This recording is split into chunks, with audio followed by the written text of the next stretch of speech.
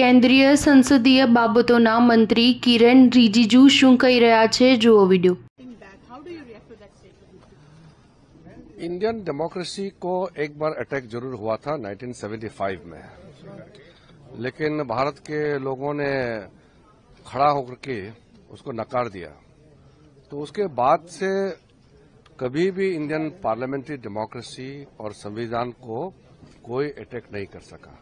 1975 में constitution of India और parliamentary democracy सबको सस्पेंड किया था, लेकिन वो जो काला अध्याय है, वो डार्क चैप्टर है, वो इमरजेंसी का जमाना फिर दोबारा वापस नहीं आएगा। Sir, Rahul Gandhi is also same with Indian बेटा, उस पे क्या कहेंगे? देखिए, बाकी दिल्ली जितने जमीन जो है वो चाइना ने कैप्चर की है, पीएम जो है वो चाइना के मामले को हैंडल नहीं कर पा। पहले तो आप ये समझिए कि विदेशों में जाकर के भारत के बारे में बुरा भला कहना, भारत को बदनाम करना, ये तो ठीक नहीं है और भारत को कोई पाठ नहीं पढ़ा सकते हैं।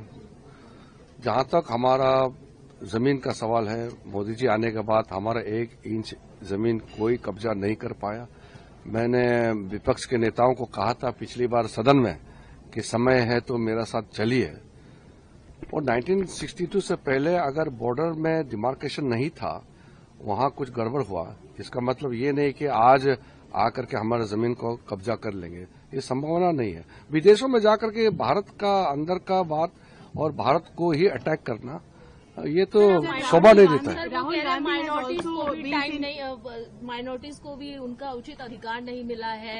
गवर्नमेंट में 70% जो है, उसके अलावा जितने भी लोग गिनती के हैं, चाहे ओबीसी हो, माइनॉरिटी हो, कैसे देखते हैं सर? क्या कहेंगे? वाकई में आपको लगता है माइनॉरिटी हमारे देश में माइनॉरिटीज जितना सेफ है, पूरा दुनिया में कहीं सेफ नहीं है।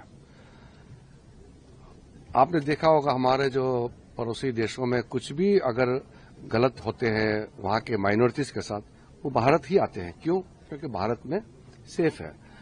तो भारत को बदनाम करने का जितना भी कोशिश करे, बदनाम नहीं कर सकता है, क्योंकि भारत का संविधान और भारत का संस्कृति ये किसी को भेदभाव करने का नहीं है, किसी को हमला नहीं कर सकते हैं।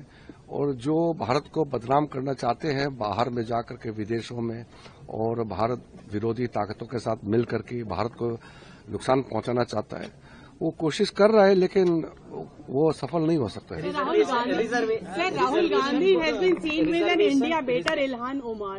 She is the one who got a sponsored trip to Pakistan occupied Kashmir, and Pakistan sponsored it. How do you look at that? She has also moved a resolution against India in the Parliament of US. No, that is for everyone to see who are the political leaders in our country who often seen to be moving around with all the known anti-India elements across the globe.